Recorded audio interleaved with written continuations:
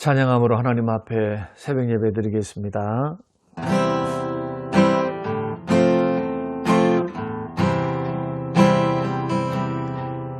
내가 걷는 이 길이 혹 굵고 도는 수가 있어도 내 심장이 울렁이고 가슴 아파도 내 마음 속으로 여전히 기뻐하는 까닭은 하나님은 실수하지 않으심일세.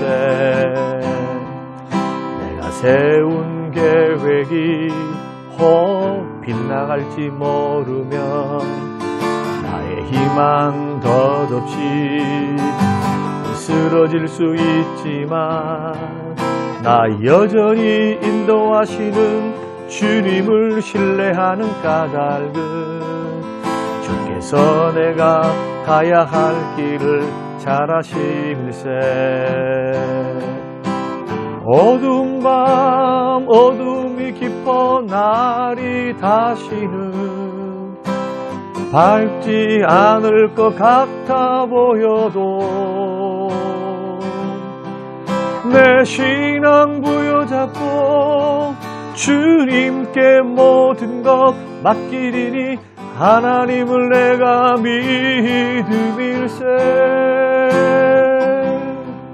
지금은 내가 볼 수 없는 건 너무 많아서 너무 멀리 가물가물 어른거려도 운명이여 오라 나 두려워 아니하리. 만사를 주님께 내어 맡기리. 차츰차츰 안개는 걷히고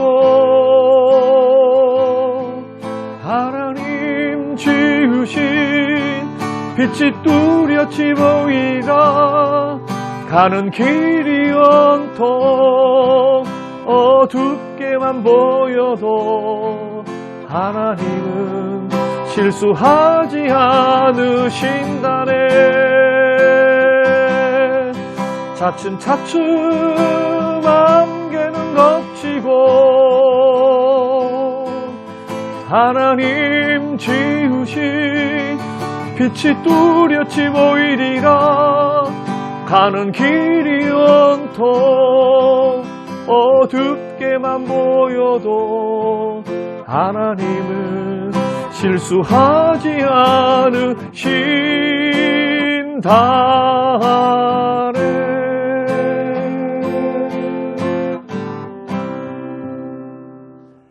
순 회복과 전도를 위한 릴리 작전 기도를 하나님께 드리겠습니다. 90일간의 무결석 가족 전도 주일 기간에 성령의 능력으로 부어주셔서 각자의 자리에서 기도로 나아가며 결실을 맺게 하소서. 담임 목사님과 교육자들의 가정과 건강을 붙들어 주시고 강단의 말씀이 능력 있게 하사 매 주일 영적 부흥을 경험하게 하소서. 중직자들이 주님을 사랑하는 마음으로 교회를 사랑하게 하시고 맡겨진 자리에서 기도함으로 충성되게 주님을 섬기게 하소서. 코로나로 인한 어려운 상황 속에서도 예배 자리를 거룩히 지키고 은혜의 자리에서 멀어지지 않게 하소서. 믿음이 연약한 지체들을 붙들어 주시고 순 모임을 통해 서로가 회복되는 시간들이 되게 하소서. 다음 세대가 온 오프라인 예배를 통해 주님을 깊이 만나며 하나님 나라를 이루는 도구가 되게 하소서. 예비된 영혼들을 붙여주셔서 기도와 섬김을 통해 열매를 맺게 하소서. 믿지 않은 가족들이 속히 주님께로 돌아와 주님을 만나고 변화되게 하소서. 재개발과 또한 교회 이전을 위해서 기도합니다. 하나님 협상이 은혜 가운데 잘 진행되게 하시고 하나님의 영광을 위하여 성전이 아름답게 지어질 수 있도록 협상 당사자들과 그리고 상대방에게 은혜를 베풀어 주사 마음의 변화를 주시고 감동되게 하소서. 협력한 자들이 되게 하시고 이 일을 맡아 주관하시는 당회와 장로님들에게 말의 지혜와 성령의 능력을 더하여 주시고 지혜를 허락하여 주옵소서. 감사드리며 예수님 이름으로 기도합니다. 아멘. 오늘 우리에게 주실 하나님의 말씀 로마서 12장 2절 말씀입니다.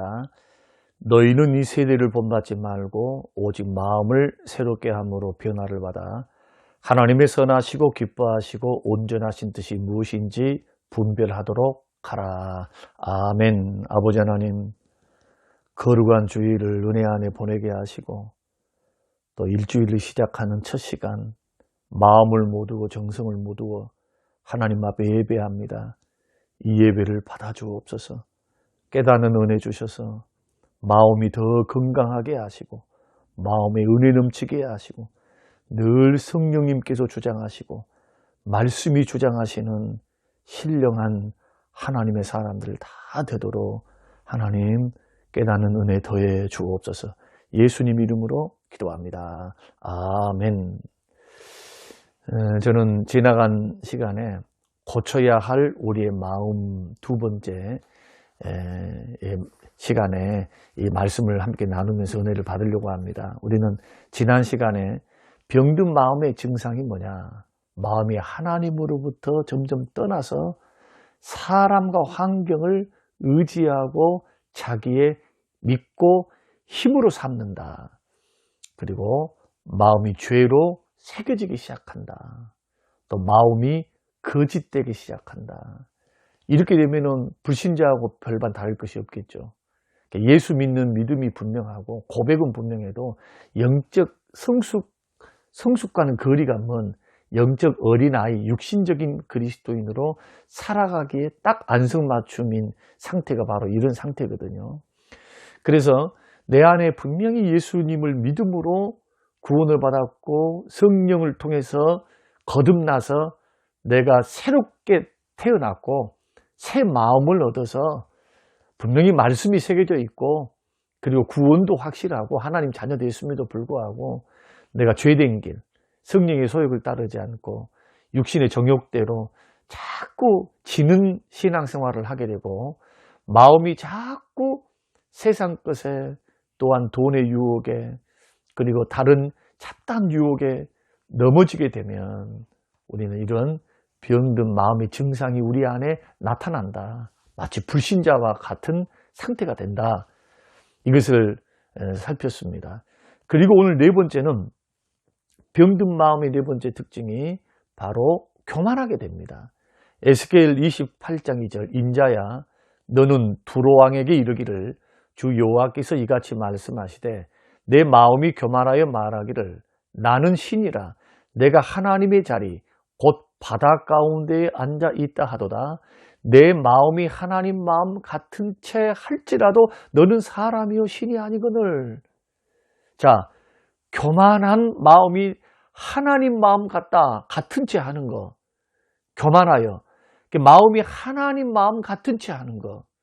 교만이라고 하는 게 뭡니까? 스스로 높은 곳에 자기를 올려놓는 것. 이 교만으로부터 우리가 마음을 지킬 줄 알아야 되는데 이 교만이 모든 악의 뿌리가 됩니다. 자문의 말씀 보면은 패망과 멸망의 선봉이요 넘어짐의 앞잡이고 하나님이 미워하시는 죄 가운데 하나가 교만인데 이것이 내가 자꾸 성령을 모시고 살면서도 나도 모르는 사이에 죄에 자꾸 기울어져서 죄를 짓고 살면 이 교만한 마음들이 우리 마음속에서 싹이 트기 시작합니다. 넘어집의 앞잡이가 됩니다. 그래서 예수 믿는 사람들은 늘 성령의 또한 말씀의 교훈을 받고 성령의 인도함을 따라서 늘 그 길을 걸어가면 마음이 겸손해질 수밖에 없어요. 이 겸손이 주를 닮은 마음이고 성령님이 기뻐하는 마음이거든요. 이 겸손한 마음에 은혜가 흘러들어옵니다. 그래서 사도 바울은 빌립보 교회를 향해서 너희는 이 마음을 품으라 곧 그리스도 예수의 마음이니 빌립보서 2장 5절에서 8절에서 말씀합니다. 그 마음이 어떤 마음입니까? 종의 형체를 가지신 겸손한 마음. 하나님이신데 종의 형체를 가지고 낮고 천한 육을 입고 이 땅에 오셨다. 철저하게 낮추셨잖아요. 하나님이신데 이 종의 형체, 사람의 피조물의 형체를 가졌다. 야, 이런 겸손 쉬운 겸손입니까? 그런데 우리에게 요청합니다. 이런 주의 마음을 닮아라고, 품으라고, 죽기까지 복종하신 겸손이다. 하나님이시니까 그 뜻대로 할 수 있어요. 그런데도 철저하게 예수님은 성부 하나님의 뜻을 따라서 구원, 구속을 이루기 위해서 죽기까지 복종하셨어요. 낮추시고, 자기를 낮추시고 죽기까지 복종하셨다. 사랑하는 성도 여러분, 우리가 자꾸 죄 지으면은 죄 가운데 우리들이 성령의 지배를 받지 않고 죄악의 지배를 받으면 받을수록 교만하게 됩니다. 나도 모르게 막 이렇게 올라와요. 조심하셔야 됩니다. 그런데 자꾸 성령의 지배를 받고 말씀 은혜 안에서 자꾸 은혜를 받으면 받을수록 자꾸 겸손해져요. 나 된 것은 다 주의 은혜로 돼 있고 내가 하는 모든 일들은 내가 한 것이 아니라 주님이 주신 은혜로 됐다고 사도 바울의 고백처럼 자꾸 겸손해져요. 그래서 은혜 받은 특징, 성령을 따라 순종하는 성령의 사람의 특징, 겸손해지는 겁니다. 겸손. 그러나 반대로 교만기가 자꾸 올라온다 하면은 내가 지금 마음이 병들어 있구나. 빨리 간파해야 됩니다. 다섯째는 뭐냐? 마음이 어두워집니다.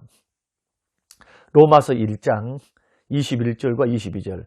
하나님을 알되 하나님을 영화롭게도 아니하며 감사하지도 아니하며 오히려 그 생각이 허망하여지며 미련한 마음이 어두워진다. 마음이 어두워진다. 여러분, 신앙생활 하다가 여러분 마음이 자꾸 어두워져 있다. 뭔가 좀 막혀있는 느낌, 어두워져 있는 느낌, 이런 느낌이 있다면 우리 삶을 돌아봐야 합니다. 하나님과 사람 앞에서 뭔가 잘못된 점은 없는지, 내가 성령님의 인도하심과 감동을 무시해 있지는 않은지, 불순종하지 않은지, 자꾸 마음이 어두워지는 느낄 때는 마음을 회복을 위해서 여러분 기도하셔야 돼요. 원인을 찾고. 그리고 주님 앞에 밝은 마음 달라고, 찬양할 마음을 주시라고, 마음이 어두워지지 않도록. 여러분, 죄된 생활, 성령께 순종하지 않는 생활 가면 점점 마음이 어두워져요. 얼굴도 밝지를 못합니다. 여러분, 이것은 공식과 같아요.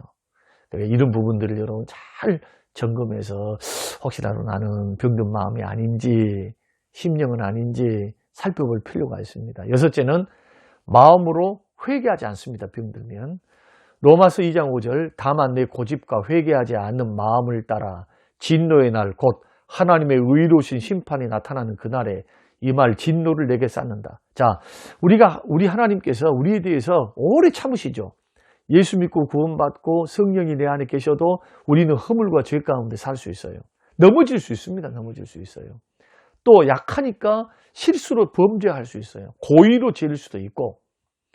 그런데 하나님은 우리를 향해서 오래 참으시고 인자와 긍휼하심으로 우리를 계속해서 용납해 주십니다. 그 이유는 무엇입니까? 회개하라고. 회개하라고. 회개할 때까지 오래 참아주시는 겁니다. 그런데 만약에 그럼에도 불구하고 하나님의 이 마음을 우리가 무시하고 회개하지 않으면 어떻게 될까요? 우리 마음이 점점 완악해지고 굳어져 갑니다. 점점 완악해지고 굳어져 가요. 그래서 성령의 사람은 이 마음으로 즉시 성령께서 깨닫게 하시면 즉시 회개해야 돼요. 회개. 자꾸 회개해야 됩니다. 회개해야 항상 부드럽고 순종하는 마음으로 새롭게 돼요. 그러니까 우리들이 마음의 변화를 받아 늘 새롭게 하는 방법 중에 하나가 뭐냐면 회개 생활입니다. 자꾸 마음을 각성시켜서 성령께서 찔림을 주시고 말씀이 깨닫게 하시면 자꾸 즉시 회개해야 돼요. 그래야 마음이 부드러워집니다. 그 순종하는 마음이 우리 가운데 열리게 됩니다. 그러나 만약에 계속 그 길을 걸어가면 마음이 완악해지고 굳어져 간다. 그러므로 완악함과 굳어짐이 또 회개하지 않음으로 갑니다. 그래서 이렇게 계속 반복되면서 우리 마음이 점점 병들어갈 수밖에 없다 하는 걸 여러분 기억하시고, 내가 회개가 잘 안 된다, 또 회개한 생활을 등한히 하고 있다 하면은 병들어갈 확률이 높은 겁니다. 조그만 거라도 성령이 내 안에 계신 성령이 양심을 통해서 도전해 주시는 주의 음성이에요. 성령의 음성. 절대로 무시하면 안 됩니다. 이 음성에 민감하는 것이 영적 성숙입니다. 성령께 민감하셔야 됩니다. 마지막으로는 마음이 둔해진다. 누가복음 21장 34절 너희는 스스로 조심하라. 그렇지 않으면 방탕함과 술 취함과 생활의 염려로 마음이 둔하여지고 뜻밖의 그날이 덫과 같이 너에게 임하리라. 자, 노세 시대 때 소돔과 고모라가 멸망하기 직전에 바로 이런 상황이 있었다는 거예요. 심판이 그 죄악을 하나님께서 유황불과 지진으로 그 도시를 심판하실 때, 다 죽이시고 심판하실 때 세상 사람들이 뭘 했습니까? 방탕하고 술 취하고 세상 즐거움 속에 풍덩 빠지고, 또 어떤 사람은 이 물질의 염려, 세상의 염려, 물질의 염려 속에서 어떻게 하면 이 돈 없는 것 때문에 쩔쩔쩔쩔 매고 살면은 예수 믿고 구원받았어도, 성령이 계셔도 영적 감각이 둔해져요. 영적 감각이.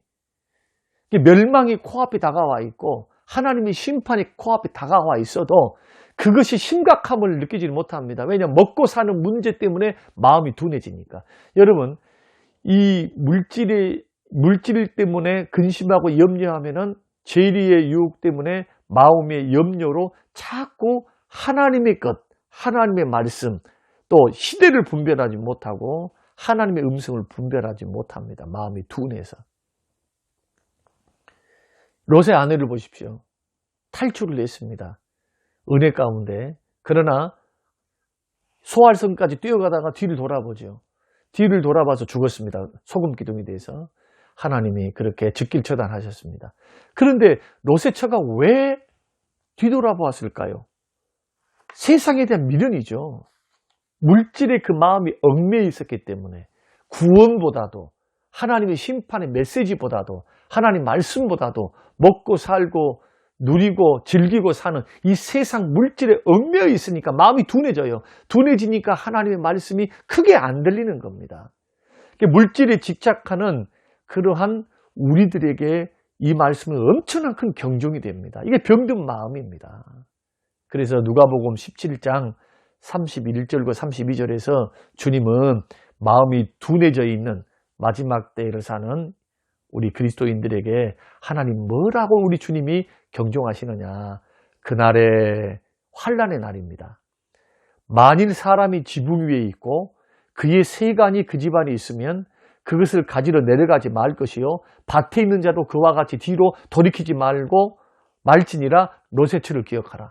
그러니까 주님은, 예수님이 재림 전야에 큰 환난을 우리 믿는 사람도 통과할 텐데, 그 환난의 때에 막 물질에 집착해가지고 이 먹고 사는 문제에 막 집착해가지고 하나님의 그날의 그 환난이 막 하나님 임하심에도 불구하고 절대로 돌이키지 말라는 거예요. 이때는 롯의 처를 생각하는 겁니다. 아, 하나님 말씀보다도 소활성으로 빨리 너는 뒤돌아보지 말고 미련도 두지 말고 너는 구원받아라, 저 소활성으로. 근데 자꾸 먹을 것, 입을 것, 쓸 것, 이것 때문에, 누릴 것, 즐길 것 때문에 자꾸 세상에다가 미련을 둬요, 물질에. 이렇게 되면 여러분 어떻게 되겠습니까? 오늘 우리는 이틀에 걸쳐서 병든 마음의 7가지 증상에 대해서 우리가 살폈습니다. 우리는 이런 말씀들이 경종이 되어져야 될 줄 압니다. 그래서 주님은 늘 깨어있으라. 기도에 깨어있으라. 정신 차려라. 주님 그렇게 말씀하셨지 괜찮다, 평안하다 그렇게 말씀 안 하셨어요. 신앙생활은 정신 차려 깨어있어야 됩니다. 날마다. 말씀과 성령에 깨어있어야 돼요. 기도에 깨어있어야 됩니다. 어떻게 해요? 날마다. 좀 힘들고 어려워도 이 새벽을 깨우면서 여러분 영혼을 깨우시고 성령의 인도를 따라 걸어가는, 승리하는 성령의 사람, 신령한 하나님의 사람, 성숙한 하나님의 사람들이 다 되시기를 주님의 이름으로 축원합니다. 고마우신 하나님, 주시는 귀한 말씀 마음에 깊이 새깁니다.